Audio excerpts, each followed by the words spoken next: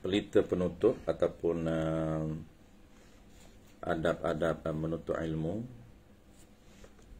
Kita akan sambung tajuk masih lagi dalam fasal ketiga. Tajuk memilih ilmu, memilih guru dan juga memilih rakan dan sabati alaih, iaitu konsisten menuntut ilmu.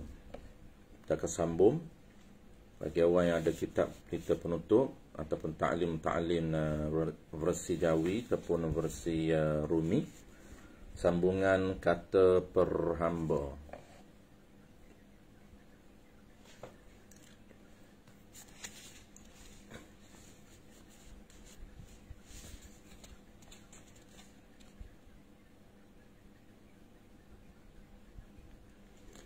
Bismillahirrahmanirrahim. Alhamdulillahirabbil alamin.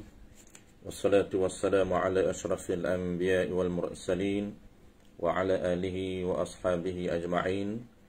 Allahumma 'allimna ma jahilna wanfa'na bima 'allamtana waj'alna minal mukhlisin. Wa sallallahu ala sayyidina Muhammad wa ala alihi wa baraka wa sallam walhamdulillahirabbil alamin. Amma ba'd. Kita slow mula dulu. Fadil Tuan Haji Zul dah ada. Assalamualaikum, Waalaikumsalam warahmatullahi wabarakatuh. Nah, insyaAllah tuan-tuan, mungkin kita sambil menunggu kawan-kawan kita, rakan-rakan kita teruskan slow. Nah, kita intro dulu. Baik, terlebih dahulu marilah sama-sama kita menyatakan setinggi-tinggi kesyukuran kehadrat Allah Subhanahu wa taala, kerana kita sekali lagi diberi kesempatan, peluang serta taufik, yakni kekuatan oleh Allah Subhanahu wa taala untuk kita sekali lagi berada dalam majlis online bagi menyambung pengajian kitab kita, yakni ta'lim muta'allim ataupun kita panggil adab menuntut ilmu, yakni etika ataupun protokol menuntut ilmu yang betul yang disusun oleh ulama kita untuk memastikan ilmu yang kita dapat ini betul, sempurna, mengikut etika yang telah ditetapkan oleh para ulama. Kita tajuk yang ketiga ataupun fasal yang ketiga, iaitu faslun fi ikhtiyaril ilmi wal ustazi wasyariki wassabati alaihi. Itu tajuk besar kita, iaitu sambungan memilih ilmu dan juga memilih guru dan juga memilih rakan dan wasabati alaih, dan konsisten di atas jalan menuntut ilmu. Dan kita masih lagi dalam perenggan pertama, iaitu sambungan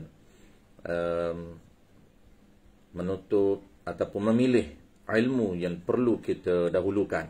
Masih lagi musannif ataupun pengarang kitab kita intro tajuk ini dengan sambungan memilih ilmu yang asas ataupun ilmu yang menjadi keperluan kepada diri kita berbanding dengan ilmu lain.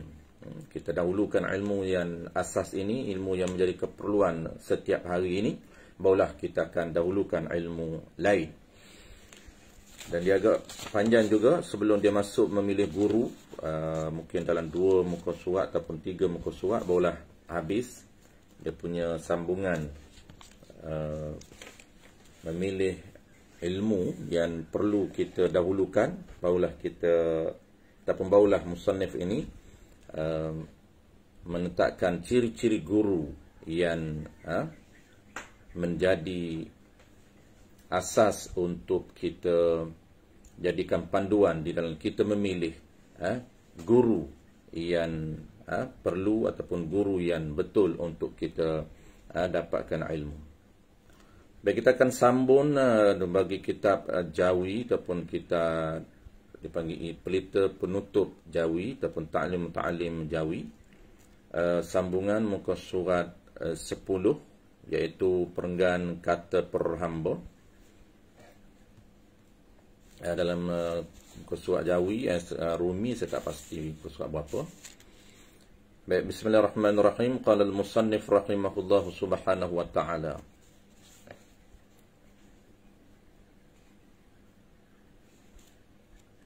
Baik, kata perhamba. Perenggan yang sebelum daripada ni dia menjelaskan kepada kita, iaitu ilmu yang kita perlu dahulukan. Sudah tentunya kita maklum kerana 2-3 perenggan sebelum daripada ni diulang poin yang sama, iaitu dahulukan ilmu yang menjadi keperluan asas kepada kita, ilmu yang kita perlu guna setiap hari, seperti ilmu akidah, ilmu fiqh, dan ilmu untuk membersihkan hati kita daripada sifat ataupun ciri ataupun perangai hati yang dicegah oleh Allah Subhanahu wa taala, ataupun kita panggil ilmu hal. Nama dia ilmu hal, ataupun juga nama popular hari ini ialah ilmu fardu ain. Itu ilmu yang perlu kita dahulukan kerana dia menjadi keperluan harian kita untuk kita guna.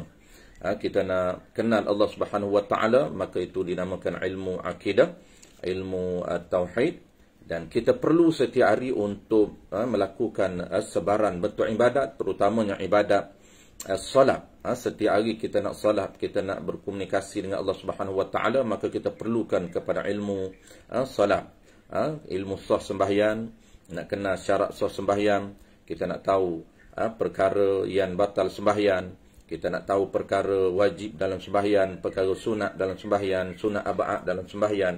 Kesemuanya itu dinamakan ilmu hal, ilmu yang diperlukan oleh setiap individu statusnya mukallaf. Itu dipanggil ilmu hal yang perlu kita dahulukan berbanding dengan ilmu lain, berbanding dengan ilmu yang menjadi tambahan kepada kita untuk memahami agama.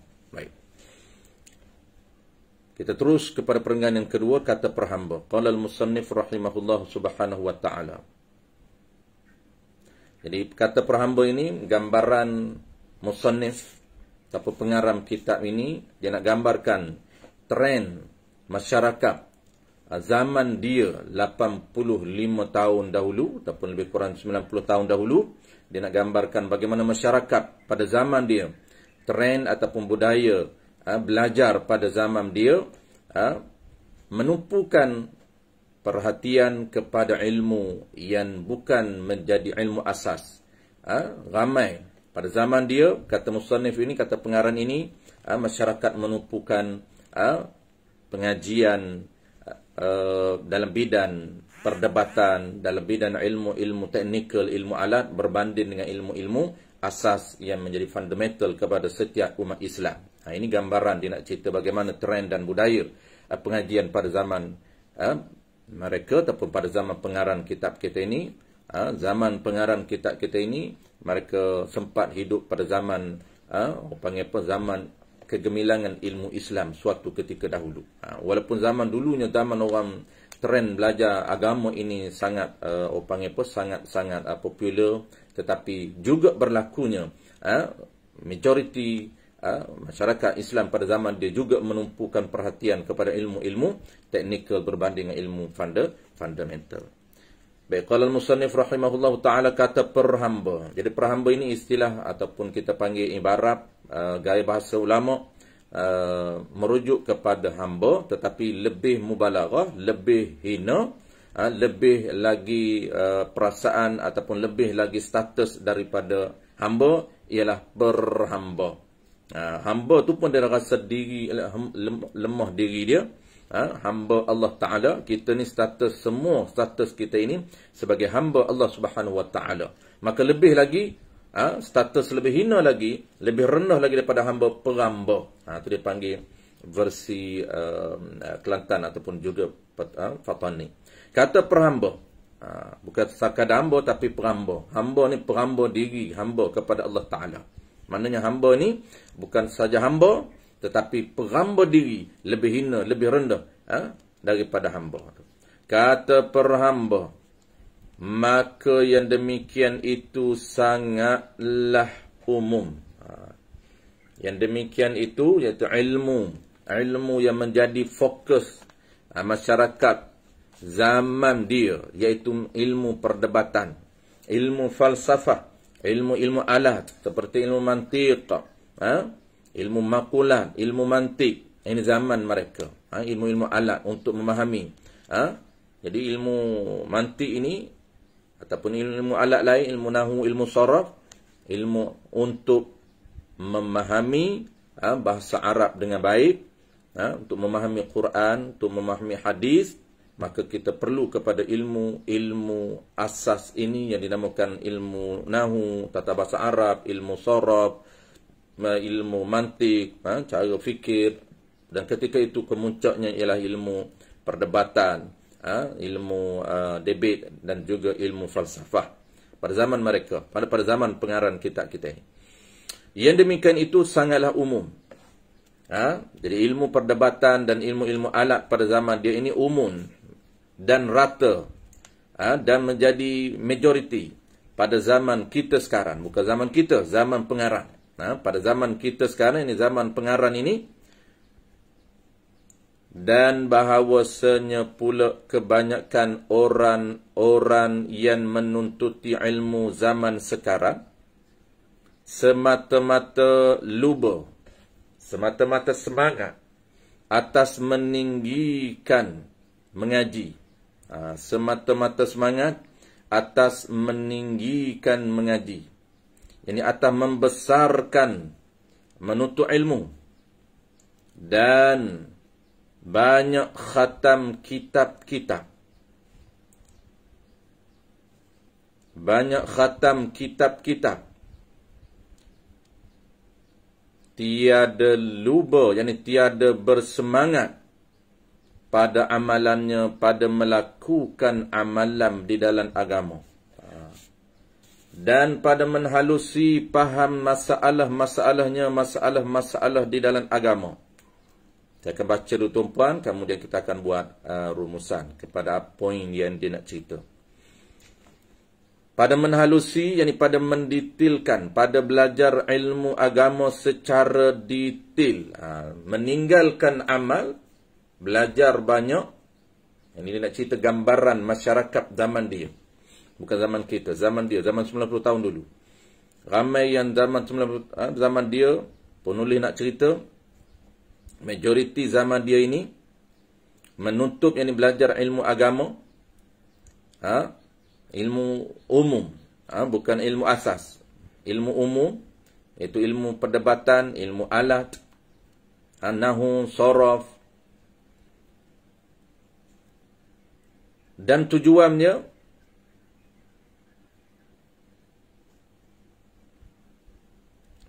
semata-mata luba, yang bersemangat untuk meninggikan, membesarkan ilmu, meninggikan mengaji, bersemangat membesarkan pengajian, membesarkan majlis ilmu, membesarkan ataupun menumpukan pengajian ataupun majlis ilmu, dan banyak khatam-khatam kitab. Ini zaman, orang panggil zaman ilmu, zaman mereka. Ramai orang mengaji ilmu, membesarkan ilmu, majlis-majlis ilmu, menagungkan majlis-majlis ilmu. Banyak khatan-khatan kitab. Tetapi dia kata, yang menjadi isunya, banyak khatan-khatan kitab, meninggikan, yang memperbanyakkan majlis mengaji.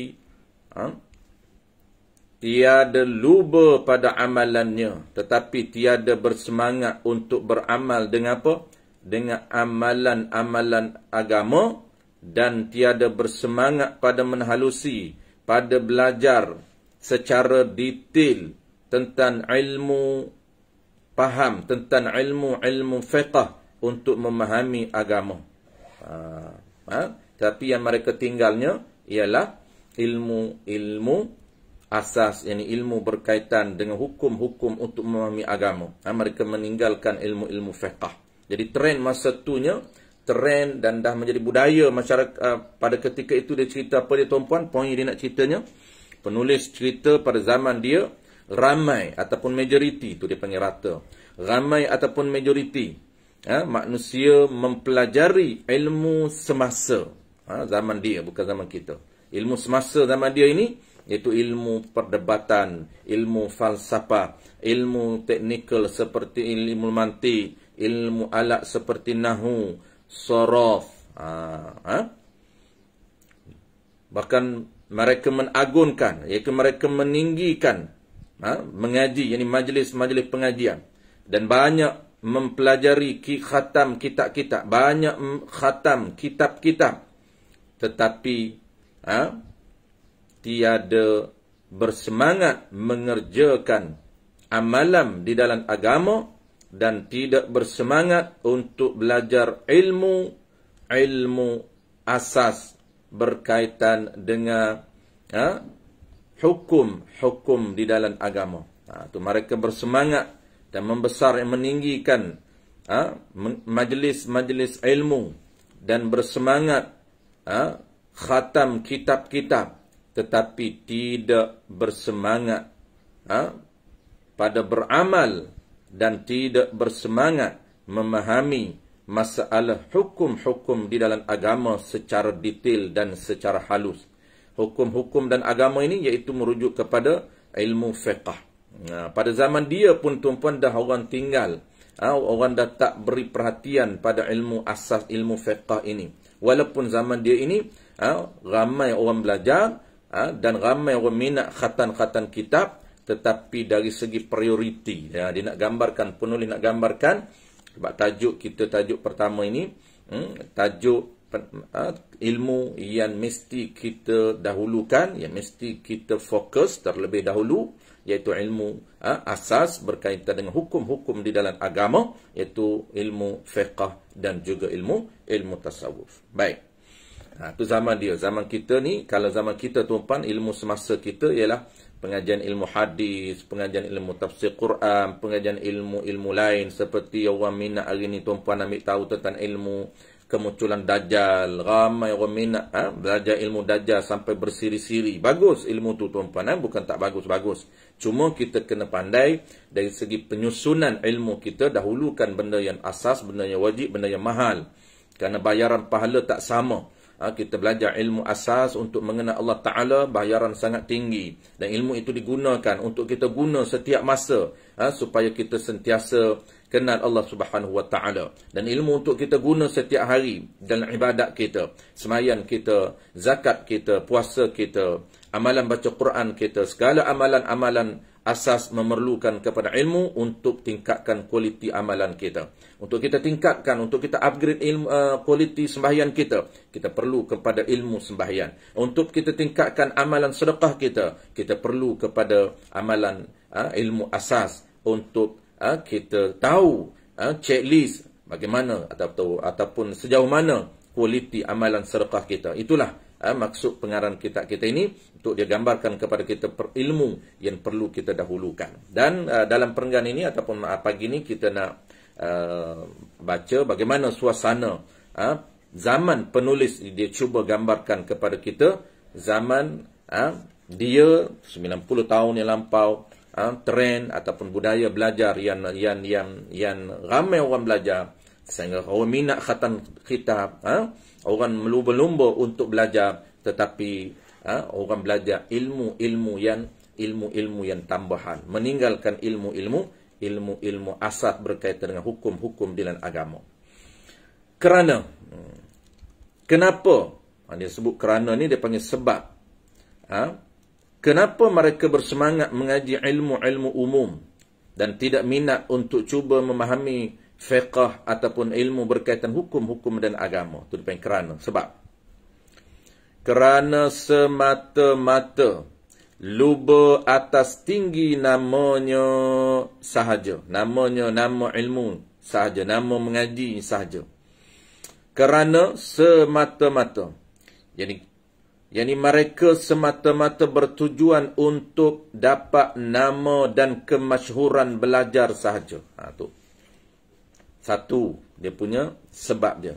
Kenapa ramai tumpukan majlis pengajian ilmu umum dan banyak khatam kitab-kitab yang menjadi ilmu tambahan? Kerana yang pertama dia kata, kerana mereka ini semata-mata bertujuan untuk dapat nama dan juga kemasyhuran belajar sahaja, sehingga tiada ada bercakap-cakap dan sebut-sebut melainkan jam'ul jawami'. Ni mana tanda yang mereka nak masyhur. Mereka nak masyhur, kata mereka ni orang belajar. Nak berbangga-bangga dengan dia ni kaki mengaji. Mana tanda dia? Sehingga berbangga dengan menyebut nama-nama kitab umum. Sehingga pakak sebutlah kitab-kitab yang popular. Kitab-kitab umum yang popular. Kitab-kitab ilmu mantik yang popular. Kitab ilmu usul fiqh yang popular. Sehingga dia kata ramai ketika itu berbangga dan masyhur menyebut dan bercakap-cakap, melainkan mereka akan bercakap, akan sebut jam'ul jawami', nama-nama kitab. Ni mereka bermegah-megah dengan mengaji. Megah-megah ikut trend semasa. Ni nama-nama kitab popular, tuan-puan. Kitab popular, kitab-kitab usul fiqh, kitab-kitab mustalah hadis, kitab-kitab mantiq, kitab-kitab nahwu sorof, kitab teknik ilmu support. Ilmu asas tu tak sebut, ilmu fiqh. Kitab-kitab fiqh tak dipopularkan, kitab-kitab akidah jarang orang sebut. Jadi dia duk berbangga dengan kitab-kitab asas. Tak salah, tak menjadi kesalahan nak cerita trend ni. Kalau boleh, trend ini kita kena ubah supaya gabungkan. Asas kena fokus, barulah yang teknikal. Itu saja dia nak sebut. Zaman dia pun dah berlaku macam ni, apatah lagi zaman kita. Zaman kita tinggal dua-dua lah, tuan-puan. Zaman kita ni, kitab-kitab mustalah hadis orang tak baca dah di surau-surau. Kitab mantik orang tak baca di surau-surau. Orang baca, zaman kita ni hanya tinggal tafsir hadis, sirah, umum. Macam tu saja. Lagi-lagi lah hilang dua-dua.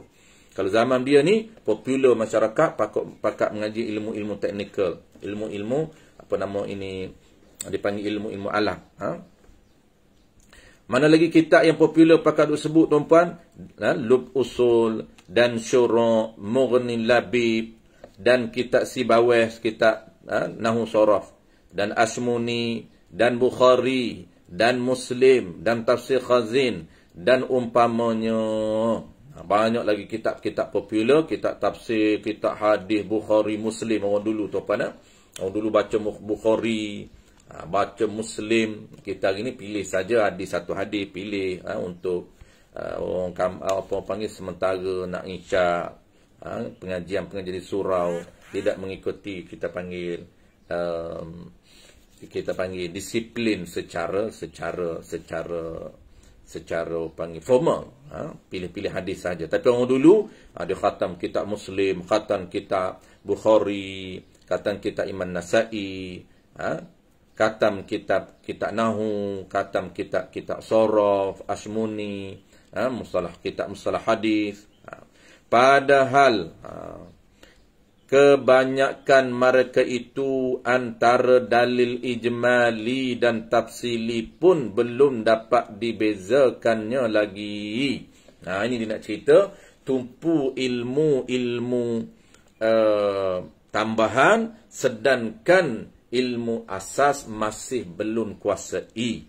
Sedangkan dia kata mereka ni yang berbangga, yang panggil menumpukan, yang bersemangat belajar ilmu-ilmu tambahan, ilmu-ilmu umum, ilmu-ilmu tambahan untuk memahami agama itu dengan meninggalkan asas dan agama.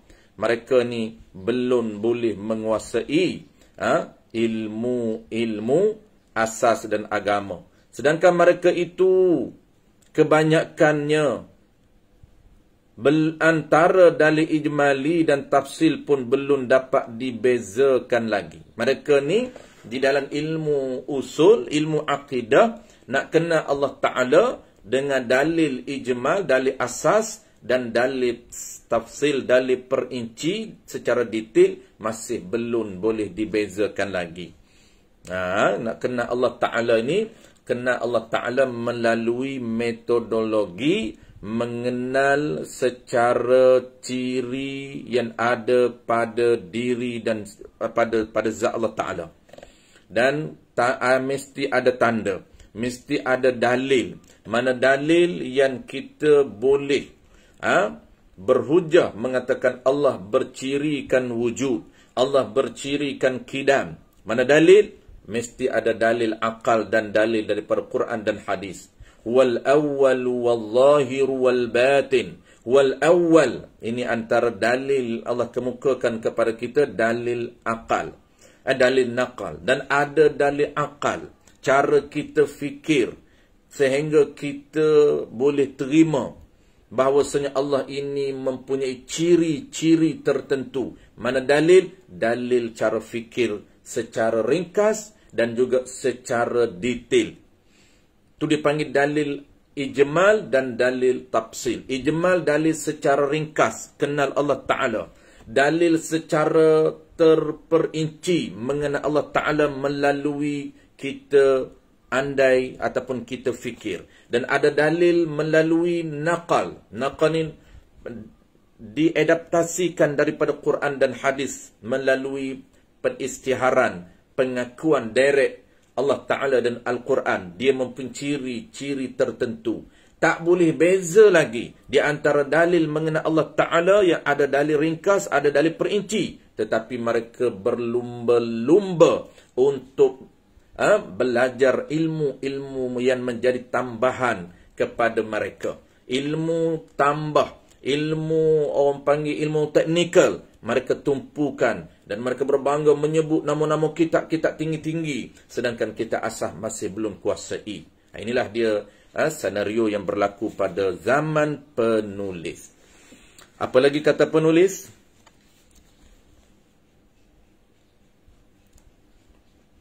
Baik. Dan bukan perhamba cerca. Baik, dia punya isi yang dia nak cerita, tuan-puan. Sebab pertama dia nak cerita kenapa masyarakat bersemangat mengaji ilmu-ilmu umum, kerana mereka semata-mata bertujuan untuk dapat nama dan kemasyhuran belajar sahaja. Sehingga berbangga dengan menyebut nama-nama kitab umum seperti kitab Jam'u Jawami', kitab Usul Fiqh, dan kitab-kitab hadis. Ini zaman mereka. Jadi kalau kita tukar kepada kita, tuan, sama juga suasana pada zaman kita ini. Ramai yang belajar 2-3 tahun, ulan alik ke masjid, ulan alik ke surau, belajar tafsir hadis, belajar tafsir Quran, maka dah rasa ilmu tu. Kadang-kadang apabila tak belajar kita asas, kita rasa kita ni dah boleh, dah faham agama, dah menguasai hukum-hukum dan agama. Walaupun dia tak tahu perkara-perkara asas, tak tahu lagi tentang perkara batal wudu, banyak tak tahu perkara-perkara sunat dalam wudu, perkara makruh dalam wudu, perkara sunat di dalam solat, perkara makruh di dalam solat, perkara boleh membatalkan solat, boleh menghilangkan pahala dan solat. Itu perkara-perkara asas. Itu zaman kita lah. Baik, seterusnya, bukan hamba, yakni pengarang. Dan bukan hamba, yakni pengarang, cerca dan cela akan orang-orang yang mengaji kitab-kitab itu. Dia kata, jangan silap faham. Bukan saya nak hina mereka yang rajin belajar kitab-kitab tersebut. Yang dia sebut nama-nama kitab. Kitab usul, kitab nahwu sharaf, kitab hadis. Bukan dia nak menghina orang belajar. Hanya perhamba sebutkan. Hanya perhamba sebut, tetapi dia kata hanya hamba nak cerita. Tentang apa? Kelakuan pengajiannya itu. Hamba nak cerita tentang kelakuan, tentang trend, tentang cara, tentang budaya pengajian yang ada pada zaman pengarang. Dia just nak cerita budaya ataupun trend orang mengaji zaman dia, menumpukan perhatian, membesar dan memartabatkan ilmu-ilmu yang menjadi tambahan. Bukan salah pada ilmu tu, baguslah. Cuma yang tak bagusnya, kita tidak menumpukan perhatian kepada ilmu asas. Kenapa? Kerana ilmu asas itu sebenarnya menjadi ilmu dasar yang mantap untuk kita memahami agama dan untuk kita tingkatkan kualiti dalam amalan kita sejauh mana kita menguasai ilmu asas dan ditambah dengan ilmu tambahan, barulah kepahaman kita mantap. Dia kena gabungkan dua-dua. Jangan ambil satu. Kalau nak ambil satu boleh, tapi ambil yang asas. Jangan tinggal yang asas. Tapi kalau kita nak ambil satu saja, kita ambil yang tambah, asas tinggal, itu bahaya kepada amalan agama kita. Menyebabkan kita terkadang tidak selesai dan settle ilmu-ilmu asas, dia akan memberi kesan kepada pada amalan kita. Kita tak settle lagi ilmu mengenal Allah Ta'ala secara asas. Contoh, banyak lagi perkara asas yang kita tak kenal Allah, tak boleh beza lagi Allah dengan makhluk. Apabila syaitan kacau kita ketika saat kita mati, kita tak boleh bezakan lagi mana makhluk, mana khaliq. Mana khaliq pencipta dan mana makhluk, mana benda yang dicipta. Apabila syaitan bawa dalam bentuk cahaya, dalam bentuk ada material, ada rupa, mengaku, kita mengaku inilah Tuhan. Apabila kita tak boleh beza di antara Tuhan dengan baru, di antara makhluk dengan khaliq, menyebabkan kita mengiyakan gangguan syaitan saat kita nak meninggal, maka itulah antara benda-benda yang akan menjadi bahaya kepada kita. Begitu jugalah amalan-amalan lain dalam fiqh. Setiap amalan kita itu untuk tingkatkan kualiti, untuk dapat pahala yang sempurna, pastikan kita tahu asas dan juga ditambah dengan ilmu tambahan. Baik, kita terus dengan pergan seterusnya ataupun dengan poin yang seterusnya. Dan kebanyakan pula orang yang menuntuti ilmu zaman sekarang. Baik, poin yang kedua. Kebanyakan pula. Jadi zaman dia ni, zaman 90 tahun yang lampau, kita Jawi ni tuan-puan, lebih kurang 90 tahun penterjemah. Kita asal 100 tahun lebih lah. Kita asal dia, kita Arab ni, ta'lim, lama lagi. Ini zaman penulis, penterjemah ataupun dipanggil penterjemah. Sebab kita ni diterjemahkan oleh orang Melayu, tapi asal ta'lim ni orang Arab, ataupun kita panggil orang Burhanuddin Az-Zarnuji, Burhanul Islam, tu gelaran dia. Burhanul Islam, Syekh Az-Zarnuji, itu pengarang asal kitab Ta'lim 100 tahun lebih. Adapun terjemah ini diterjemahkan oleh orang Fatani pada tahun 1357 Hijrah, lebih kurang 85 tahun begitulah. Zaman penulis. Jadi poin yang kedua dia nak cerita, pada zaman dia yang berlaku, orang yang nak belajar, lebih kurang zaman kita pun sama juga. Trend pada zaman dia, orang belajar ilmu ini, belajar ilmu ikut orang panggil nafsu masing-masing, tidak mengikut, tak follow dia punya panduan yang sebenar. Apa dia? Cari nak belajar, tak tahu cara yang sebenar, tak tanya ahli, tak tanya guru, ikut diri masing-masing. Rasa nak belajar ilmu ni, masuk kelas ni. Rasa nak belajar ilmu tafsir, masuk kelas tafsir. Dia tak tahu dari segi penyusunan. Dia tak tanya ahli, dia tak tanya guru, tidak ada mentor yang guide dia. Kalau you nak agama yang cepat, faham, betul, you kena ada prosesnya. Bermula A-nya, B-nya, barulah result dia, insya-Allah. You akan dapat result dalam masa yang tertentu. Dalam masa 3 tahun you belajar agama, resultnya sangat wow, sangat cantik. Kenapa? Kerana you ikut proses. Dia kena follow proses. Jadi orang yang dah follow, orang yang dah ikut proses, dia akan tahu bagaimana proses untuk nak nak lahirnya seorang yang memahami agama yang betul. Kalau kita tak ikut proses, 10 tahun pun belajar agama, dia akan sama result dia. Semayan status amalan kita sama, kita tak kenal Allah Ta'ala secara, tidak ada peningkatan dalam pengenalan kita terhadap agama, terhadap Allah, tidak ada peningkatan di dalam ibadat kita, sama saja. Kenapa? Kerana kita tak follow kita punya proses di dalam agama. Yang kedua, poin kedua ni nak cerita. Dan kebanyakan pula orang-orang yang menuntuti ilmu zaman sekarang tidak diserahkan aturannya kepada guru-guru, hanya semata-mata ikut larut hatinya, ikut kehendak hatinya.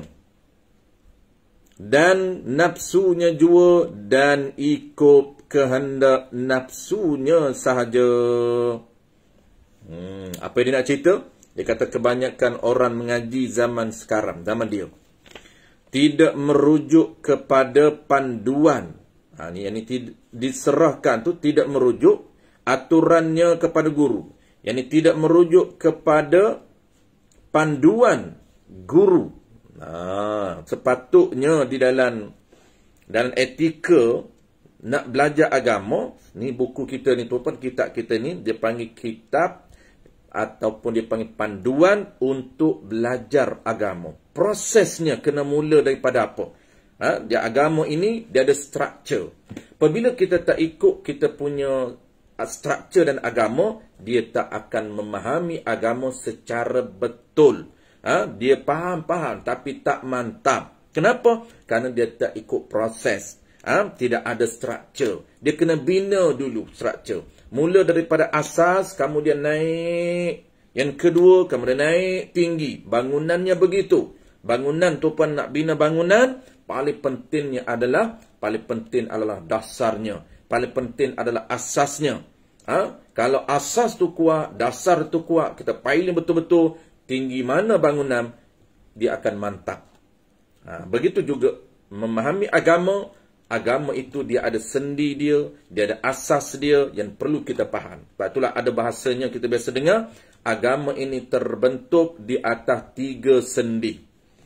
Sendi itulah disebut sebagai foundation ataupun asas yang mantap untuk kita fahami sebelum kita belajar ilmu-ilmu tambahan. Itu dipanggil sendi agama.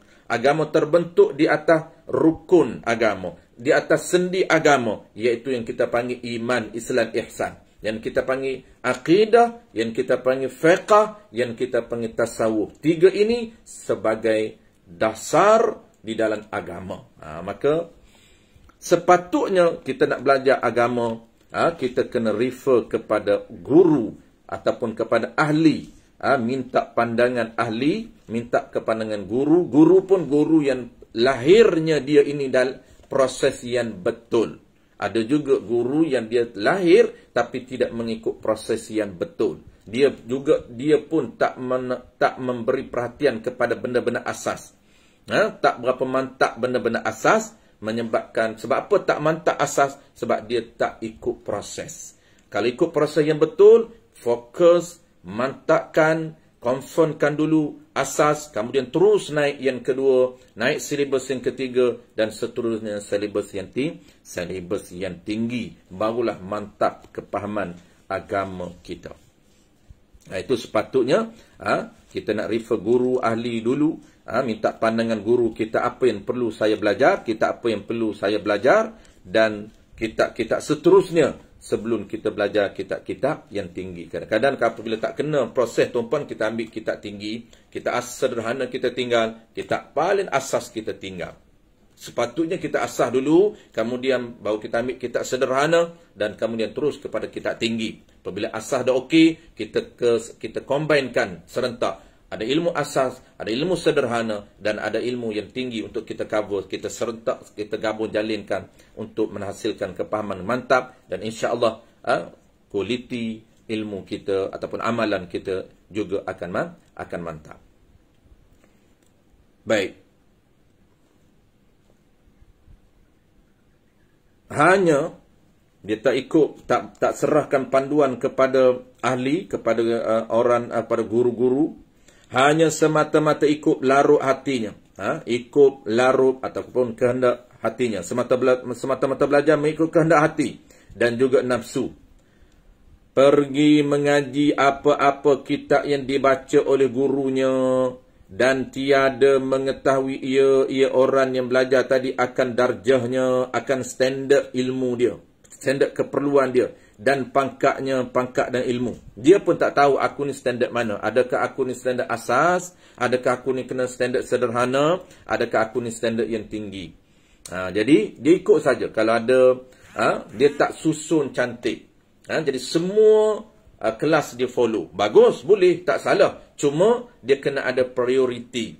Ada kelas yang wajib, Aku kelas asas ni, kelas tauhid, wajib aku ikut. Sebab aku sangat banyak lagi info tentang tauhid yang aku belum kuasai. Banyak lagi info-info ketuhanan yang belum aku kuasai. Sebab dia kena tahu. Kita asasnya untuk yang perlu didahulukan. Yang pertamanya kitab tauhid, iaitu kitab untuk mengenal Tuhan. Dia kena tahu basic. Dia kena tahu metodologi kenal Tuhan. Bagaimana cara untuk kenal Tuhan. Itu kitab asas. Apabila dah tahu metodologi kenal Tuhan, maka dia berusaha untuk cari, untuk khatamkan kitab-kitab asas. Kenapa? Kerana target dia, aku akan cari semaksimum yang mungkin info, ilmu yang berkaitan dengan ciri pengenalan terhadap ketuhanan, sehingga dalam dadaku, dalam diri aku ini, banyak info tentang ketuhanan untuk aku cernakan sehingga aku faham. Jadi sejauh mana kepahaman kita tentang Tuhan, sejauh mana kenal kita dengan maklumat, kenal dengan maklumat. Jadi kita level biasa tuan-puan, bukan level wali Allah. Level biasa kita ini, dia panggil kenal Tuhan melalui maklumat tentang ciri ketuhanan. Sebab itulah ahli sunnah berbeza. Apabila kita tak tahu asas ni tuan-puan, kita tak tahu bagaimana metod ahli sunnah berbeza dengan metod-metod lain.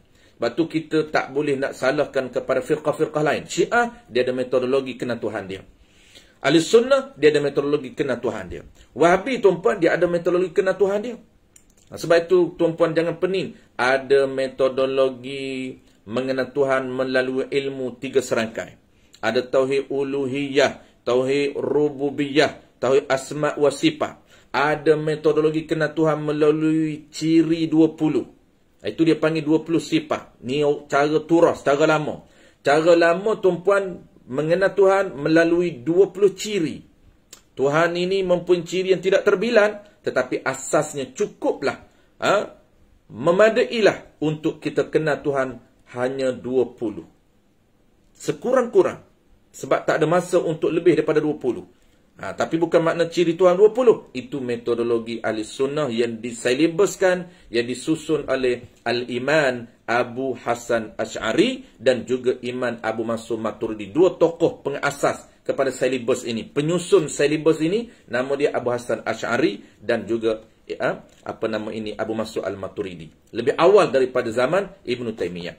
Adapun yang menyusun 3 serangkai, itu ialah tokoh dalam mazhab Wahabi, iaitu Ibn Taymiyah. Jadi tidak menjadi isu apabila kita tahu, ini metodologi Ibn Taymiyah, ini metodologi Syekh Abdul Wahab, ini metodologi Abu Hasan Asy'ari. Jadi tak perlu kita pening-pening. Kalau ni nak ikut silibus Abu Hasan Asy'ari, follow 20 ciri. Itu kita nak kena tahu. Asas. Inilah asas yang kita nak kena tahu. Jadi nak tahu ini tuan-puan, kena pilih ahli dia ataupun guru yang melalui proses yang sama. Betul.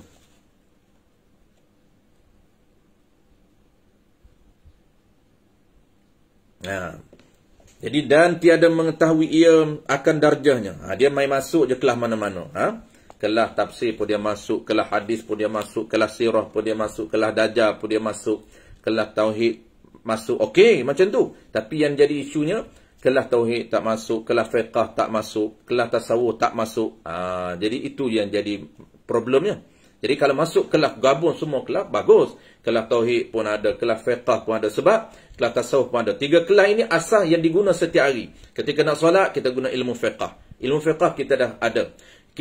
Setiap hari kita nak guna tauhid. Nak kenal Allah Ta'ala bukan bermusim di hari-hari. Setiap saat dan masa kenal Tuhan. Ketika semayan nak kenal Tuhan. Sebab semayan ni nak ada perasaan tuan-puan. Ada perasaan dalam solat ini, dia kena gabung 3 ilmu. Kena gabung ilmu kenal Tuhan, kena gabung ilmu kenal tata cara syariat, dan kena gabung ilmu tasawuf, bersih hati. Daripada sifat yang diharamkan oleh Allah Subhanahu Wa Taala, barulah hadir perasaan dalam solat, perasaan hina diri, perasaan rendah diri, perasaan malu di hadapan Allah, perasaan gerun di hadapan Allah, dan bermacam-macam perasaan lagi. Dan kemuncak kepada perasaan itu, dia lahirnya perasaan sedap dalam solat, perasaan manis dalam solat, perasaan lazat dalam solat. Kesemuanya itu kemuncak bagi orang yang beribadat kepada Allah dengan betul. Last sekali kita akan berhenti tuan-puan. Poin yang ketiga, kita akan sambung akan datang. Poin yang ketiga ni juga gambaran waktu dia, bukan kita. Kita lagi-lagi lah. Zaman kaum muda ni dah zaman dia berlaku dah. Adakah dia pun tak tahu dari status diri dia. Dia tiada mengetahui ia orang belajar tadi akan darjahnya, akan standard dia dan pangkat dia. Adakah sepatut mengaji kitab-kitab itu atau tiadanya? Dia pun tak tahu, patut ke aku belajar kitab ni ataupun tak patut belajar. Dia pun tak tahu. Jadi kalau dia tahu kitab dia tahu standard diri dia, dia tahu ni tak perlu belajar lagi ni. Sebab apa? Sebab aku ni tak lepas lagi tauhid. Nak belajar kitab-kitab tinggi ni. Aku ni dah okey dah, bolehlah belajar sebab tauhid pun dah ada. Fiqh pun aku dah belajar. Dan masa sama bolehlah aku tambah kitab-kitab tambahan ni. Kitab tafsir pun tambah, hadis pun tambah, kitab usul pun tambah, bahasa Arab pun dah ada, dah belajar bahasa Arab. Apa lagi tuan-puan? Tambah kitab kitab sirah, ada baca kitab sirah pun tambah. Boleh. Sebab asas yang orang panggil benda asas tu dia tak tinggalkan.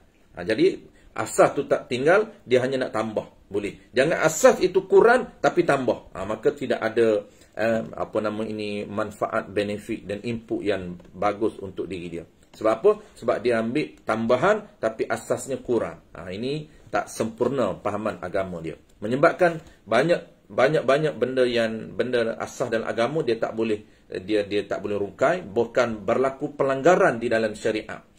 Dia ilmu tambah setiap hari, tapi tambahan ilmu itu ilmu yang tinggi, asas itu kurang, menyebabkan berlaku pelanggaran syariat. Sembahyang pun pelanggaran syariat dalam solat. Macam mana? Solat dalam masa sama dia tak tahu haram, dia buat benda haram dalam solat. Terutama tuan-puan, basic-basic yang kita selalu sebut, sembahyang ni bergerak 3 kali batal. Dia tak tahu pun macam mana teori dan teori pergerakan dalam solat.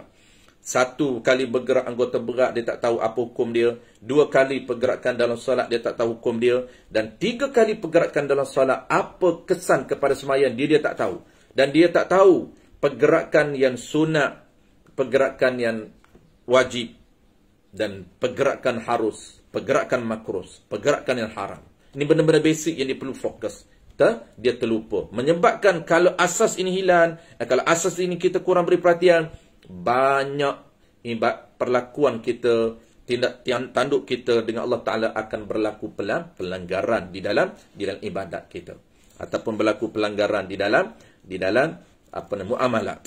Di dalam muamalat. Baik, last kali tuan-puan, kita akan sambung demikian lagi tu. Demikian lagi, ni poin yang ketiga, yang sangat-sangat karut, yakni lahirnya kumpulan ataupun masyarakat yang sangat karut dan sangat sesat, lagi menyesatkan akan orang awam itu, satu puak yang banyak timbul pada zaman sekarang, yang digelar akan puak ini dengan kaum muda. Wallahu a'lam. InsyaAllah tuan-tuan kita akan sambung naik kuliah. Gambaran masyarakat pada zaman dia dahlah tak ramai memberi perhatian kepada kitab-kitab asas, kitab-kitab induk ini, kitab-kitab asas dalam agama ini. Ramai yang beri perhatian kitab-kitab tambahan. Lepas tu muncul pula kumpulan yang kempen, yang kempen masyarakat supaya belajar hanya Quran dan hadis sahaja, yang dipanggil kaum muda. Kita akan belajar insya-Allah kaum muda ni tuan-tuan dah muncul lama, bukan zaman kita aja, iaitu mereka yang tidak ada mazhab.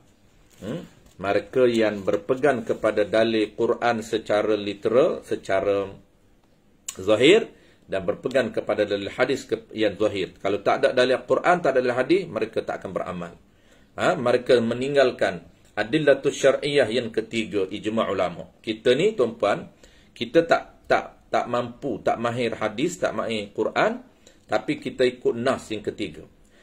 Hukum yang kita buat dalam fiqh ni tuan-puan, banyak yang kita tak tahu dalil Quran dan hadis, tapi kita buat juga. Kenapa? Kerana ada nas ulama. Nas ulama ni ada teks ulama dalam kitab yang mu'tabar. Sebab tu kita belajar kitab.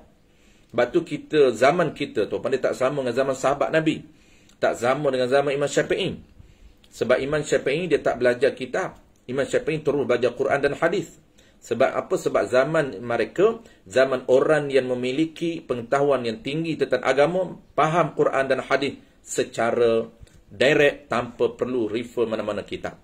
Tetapi selepas era Imam Syafi'i, maka dia bertukar. Iaitu zaman orang nak memahami Quran dan hadis perlu kepada refer mana-mana teks daripada ulama. Maksudnya mana-mana orang yang mahir memahami Quran dan hadis. Itu lahirnya sumber rujukan dalam Islam, sumber hukum dalam Islam, Quran, hadis. Yang ketiganya ialah ijma' ulama. Yang ketiga dia panggil ijma' ulama ni dalil, nas ulama. Contoh tuan-puan, kenapa kita mendirikan satu-satu ibadah ataupun melakukan satu-satu ibadah tanpa kita faham ataupun tanpa kita tahu dalil di Quran dan hadis. Kita buat, tapi kita ada nas. Kita ada nas. Nas itu apa? Nas itu adalah teks daripada ulama. Ulama yang memberi hujah kepada kita, dia berdasarkan kepada Quran dan hadis. Kenapa kita selepas masa kita rokok, kita baca 3 kali bacaan dalam rokok, ataupun kita baca 5 kali. Mana dalil? Kita tak tahu dalil Quran, tak pandai dalil hadis. Kita kata nas daripada kitab, nas daripada ulama. Di dalam kitab I'anatul Talibin, dalam kitab Baijuri Ibn Qasim, menyatakan sunat membaca 3 ataupun afdalnya 5, 7, 9, 11. Dalil Quran tak ada. Dalil hadis pun tak tahu. Yang tahu ialah dalil yang ketiga, nas. Tetapi munculnya satu kumpulan yang namanya kaum muda, mereka berhujah hanyalah 2 sahaja dalil, Quran dan hadis. Kalaulah tidak ada sumber Quran dan hadis, mereka tidak akan beramal. Mereka beramal hanyalah dengan Quran dan hadis. Mereka tidak mengikut nas ulama. Maksudnya mereka tidak mengikut mana-mana mazhab. InsyaAllah tuan-puan dalam kuliah akan datang, kita tengok bagaimana gambaran penulis menceritakan suasana kemunculan kaum muda pada zaman ataupun era 100 tahun lampau. Wallahu a'lam. Terima kasih tuan-puan kepada tuan-puan yang memeriahkan program kita ataupun panggil apa tuan-puan, sharing kita santai-santai pagi ni. Dan mudah-mudahan kita diberikan keberkatan, kita diberikan manfaat, dapat benefit dan ada input untuk kita beramal sebagai panduan untuk kita memilih ilmu yang sepatutnya. Mudah-mudahan ada tuan-puan, ada keberkatan ilmu kita, keberkatan dalam hidup kita, ada anjakan dalam amalan kita. Itulah dia target kita tuan-puan setiap hari, supaya setiap hari ada anjakan di sisi Allah Subhanahu Wa Taala dalam ilmu, dalam amalan beragama kita. Mudah-mudahan Allah Subhanahu Wa Taala rekodkan amalan kita hari ini, pagi ini, sebagai amalan kebaikan yang akan mengalir pahalanya sampai kiamat. Dan Allah berikan keberkatan kepada harta benda kita, keberkatan kepada anak isteri kita, dan paling penting tuan-puan, keberkatan kepada usia kita, supaya mati kita dalam keadaan kebajikan. Wallahu a'lam. Terima kasih kepada Al-Fadhil, pengurusi kita Tuan Haji Zul, dan seluruh ahli jawatan kuasa surau, dan juga tuan-puan yang meriahkan dan meraihkan majlis kita pada pagi ini. Bismillahirrahmanirrahim. Alhamdulillah Rabbil Alamin. Wassalatu wassalamu ala ashrafil anbiya'i wal mursalin wa ala alihi wa ashabihi ajma'in. Allahumma faqihna fid din wa 'allimna ta'wil waj'alna minal ulama'ul 'amilin waj'alna minal mukhlisin wa sallallahu ala sayyidina Muhammad wa ala alihi wa baraka wa sallam. Walhamdulillahi Rabbil Alamin. Okey. Puan Akak Rafi'ah, Tuan Jizul, jazakallah khair. Afwan kasih al-fadil. InsyaAllah kita jumpa lagi tuan-tuan. Terima kasih sekali lagi.